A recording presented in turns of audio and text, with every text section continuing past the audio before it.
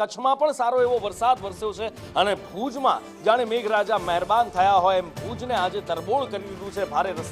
ભારે વરસાદથી રોડ રસ્તા પર પાણી ફરી વળ્યા છે। બસ સ્ટેન્ડ વિસ્તારમાં ભુજમાં પાણી ભરાયા છે। ભુજ શહેર પાણી થઈ ચૂક્યું છે। આ ભુજ શહેરના દ્રશ્યો છે। મેઇન રસ્તો બસ સ્ટેન્ડનો રસ્તો છે કે જ્યાં અત્યારે રસ્તો ક્યાં છે એ શોધવો અઘરો પડે। જો કે આ વરસાદી કહેરના નહીં પણ આ વરસાદી મહેરના દ્રશ્યો છે અને થોડો જ્યારે વરસાદ વરસતો હોય તો થોડું ઘણું વોટર લોગિંગ થતું પણ હોય છે, પણ મહત્વનું એ છે કે આ રોકાયા પછી વરસાદ રોકાયા પછી પાણી જલ્દી ઉતરી જવું જોઈએ તો શહેરીજનોને હેરાનગતિ ન થાય। બાકી વરસાદ વરસી રહ્યો છે અને કચ્છવાસીઓ ભુજવાસીઓ ખુશખુશાલ છે।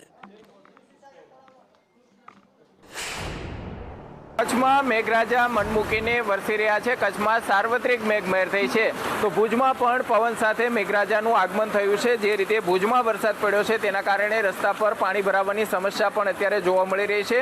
દર વર્ષે પાલિકા દ્વારા લાખો રૂપિયાના ખર્ચે પ્રી મોન્સૂન કામગીરી કરવામાં આવતી હોવાના દાવા કરવામાં આવે છે, પરંતુ જોઈ શકાય છે તે પ્રમાણે સિઝનનો પહેલો વરસાદ છે। સિઝનના પહેલા વરસાદની અંદર અત્યારે બસ સ્ટેશન વિસ્તારમાં અત્યારે જોઈ શકાય છે તે પ્રમાણે અહીંયા પાણી ભરાવાની સમસ્યા છે તે અત્યારે જોવા મળી રહી છે।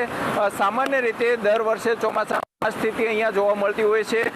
અંજાર, ગાંધીધામ સહિતના વિસ્તારમાં પણ મેઘરાજા મન મૂકીને વરસાશે તો ભુજમાં પણ જે રીતે 15-20 મિનિટથી સતત વરસાદ પડ્યો છે તેના કારણે રીતે હવામાન વિભાગ દ્વારા ભારે વરસાદની આગાહી કરવામાં આવી છે। તેને લઈને કચ્છમાં પણ સાર્વત્રિક મેઘમહેર થઈ છે। ભુજમાં પણ મેઘરાજાનું આગમન થયું છે અને તમે દ્રશ્યો જોઈ શકો છો કે ભુજના બસ સ્ટેશન વિસ્તારની અંદર અત્યારે પાણી ભરાવાની સમસ્યા છે તે જોવા મળી રહી છે। સામાન્ય રીતે દર વર્ષે ચોમાસામાં આ સ્થિતિ અહીંયા જોવા મળતી હોય છે।